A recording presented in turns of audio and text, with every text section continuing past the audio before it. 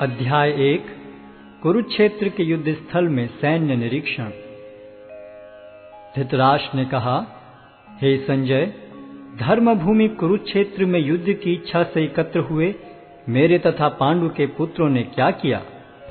संजय ने कहा, हे राजन, पांडु पुत्रों द्वारा सेना की व्यूह रचना देखकर राजा दुर्योधन अपने गुरु के पास गया और उसने ये शब्द कहे, हे आचार्य, पांडु पुत्रों की विशाल सेना को देखें, जिसे आपके बुद्धिमान शिष्य द्रुपद के पुत्र ने इतने कौशल से व्यवस्थित किया है। इस सेना में भीम तथा अर्जुन के समान युद्ध करने वाले अनेक वीर धनुर्धर हैं, यथा महारथी युयुधान, विराट तथा द्रुपद।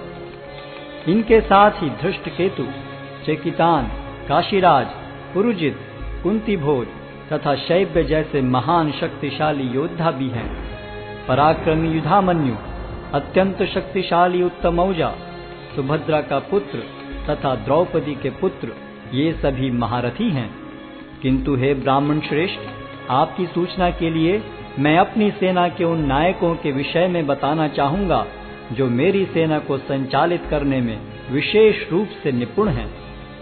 मेरी सेना में स्वयं आप, भीष्म, कर्ण, कृपाचार्य, अश्वत्थामा, विकर्ण तथा सोमदत्त का पुत्र भूरिश्रवा आदि हैं, जो युद्ध में सदैव विजयी रहे हैं। ऐसे अनेक वीर भी हैं जो मेरे लिए अपना जीवन त्याग करने के लिए उद्यत हैं।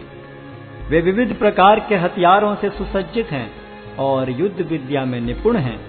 हमारी शक्ति अपरिमेय है और हम सब पितामह द्वारा भली भांति संरक्षित हैं, जबकि पांडवों की शक्ति भीम द्वारा भली भांति संरक्षित होकर भी सीमित है। अतएव सैन्य व्यूह में अपने अपने मोर्चों पर खड़े रहकर आप सभी भीष्म पितामह को पूरी सहायता दें। तब कुरुवंश के वयोवृद्ध परम प्रतापी एवं वृद्ध पितामह ने सिंह गर्जन की सी ध्वनि करने वाले अपने शंख को उच्च स्वर में बजाया, जिससे दुर्योधन को हर्ष हुआ। तत्पश्चात शंख, नगाड़े, बिगुल, तुरही तथा सिंह सहसा एक साथ बज उठे। वह समवेत स्वर अत्यंत कोलाहलपूर्ण था। दूसरी ओर से श्वेत घोड़ों द्वारा खींचे जाने वाले विशाल रथ पर आसीन कृष्ण तथा अर्जुन ने अपने अपने दिव्य शंख बजाए। भगवान कृष्ण ने अपना पांचजन्य शंख बजाया, अर्जुन ने देवदत्त शंख तथा अति भौजी एवं अति मानवीय कार्य करने वाले भीम ने पौंड्र नामक भयंकर शंख बजाया।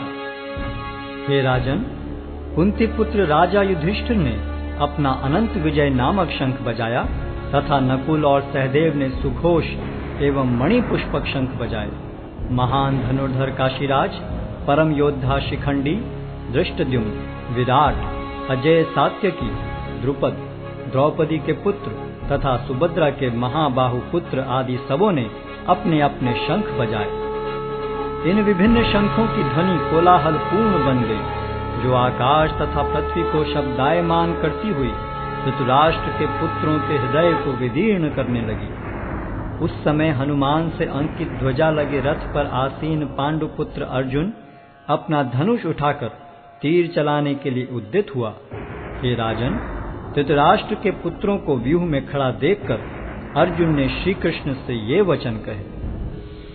अर्जुन ने कहा, हे अच्युत, कृपा करके मेरा रथ दोनों सेनाओं के बीच ले चलें, जिससे मैं यहाँ उपस्थित युद्ध की अभिलाषा रखने वालों को और शस्त्रों की इस महान परीक्षा में जिनसे मुझे संघर्ष करना है उन्हें देख सकूं।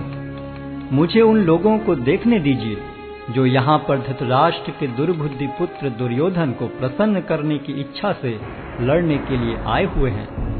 संजय ने कहा, हे भरतवंशी, अर्जुन द्वारा इस प्रकार संबोधित किए जाने पर भगवान कृष्ण ने दोनों दलों के बीच में उस उत्तम रथ को लाकर खड़ा कर दिया। भीष्म, द्रोण तथा विश्व भर के अन्य समस्त राजाओं के सामने भगवान ने कहा कि हे पार्थ, यहाँ पर एकत्र सारे कुरुओं को देखो। अर्जुन ने वहां पर दोनों पक्षों की सेनाओं के मध्य में अपने चाचा ताऊओं, पितामहों, गुरुओं, मामाओं, भाइयों, पुत्रों, पौत्रों, मित्रों, ससुरों और शुभ चिंतकों को भी देखा। जब कुंती पुत्र अर्जुन ने मित्रों तथा संबंधियों की इन विभिन्न श्रेणियों को देखा तो वह करुणा से अभिभूत हो गया और इस प्रकार बोला।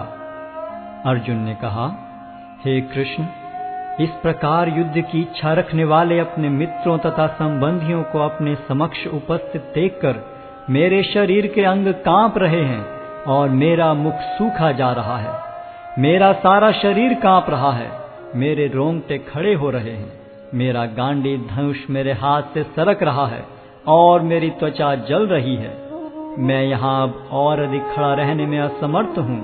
मैं अपने को भूल रहा हूँ और मेरा सिर चकरा रहा है। हे कृष्ण, मुझे तो केवल अमंगल के कारण दिख रहे हैं। हे कृष्ण, इस युद्ध में अपने ही स्वजनों का वध करने से न तो मुझे कोई अच्छाई दिखती है और न मैं उससे किसी प्रकार की विजय, राज्य या सुख की इच्छा रखता हूँ। हे गोविंद, हमें राज्य, सुख अथवा इस जीवन से क्या लाभ, क्योंकि जिन सारे लोगों के लिए हम उन्हें चाहते हैं वे ही इस युद्ध भूमि में खड़े हैं।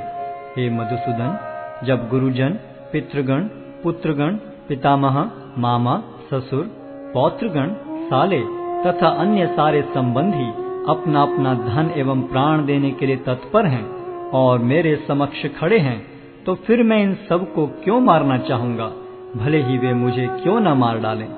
हे जीवों के पालक, मैं इन सबों से लड़ने को तैयार नहीं, भले ही बदले में मुझे तीनों लोग क्यों न मिलते हों। इस पृथ्वी की तो बात ही छोड़ दें। भला धृतराष्ट्र के पुत्रों को मारकर हमें कौन सी प्रसन्नता मिलेगी। यदि हम ऐसे आतताइयों का वध करते हैं तो हम पर पाप चढ़ेगा। अतः यह उचित नहीं होगा कि हम धृतराष्ट्र के पुत्रों तथा उनके मित्रों का वध करें।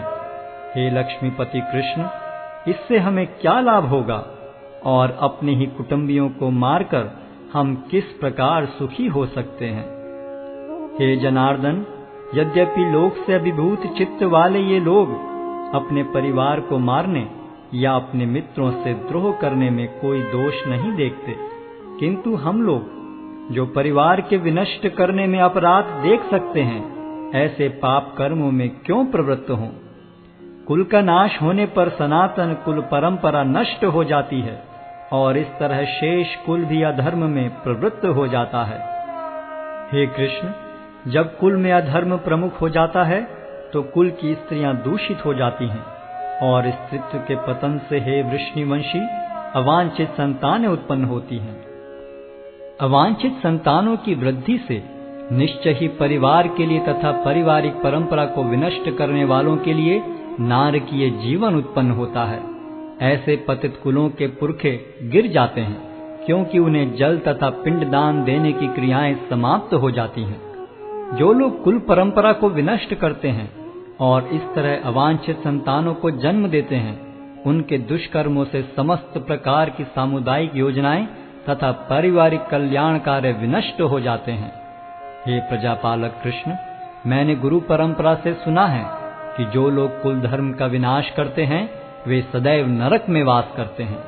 ओह, कितने आश्चर्य की बात है कि हम सब जघन्य पाप कर्म करने के लिए उद्यत हो रहे हैं। राज्य सुख भोगने की इच्छा से प्रेरित होकर हम अपने ही संबंधियों को मारने पर तुले हैं। यदि शस्त्रधारी धृतराष्ट्र के पुत्र मुझ निहत्थे तथा रणभूमि में प्रतिरोध न करने वाले को मारें तो यह मेरे लिए श्रेयस्कर होगा। संजय ने कहा, युद्ध भूमि में इस प्रकार कहकर अर्जुन ने अपना धनुष तथा बाण एक ओर रख दिया और शोक संतप्त चित्त से रथ के आसन पर बैठ गया।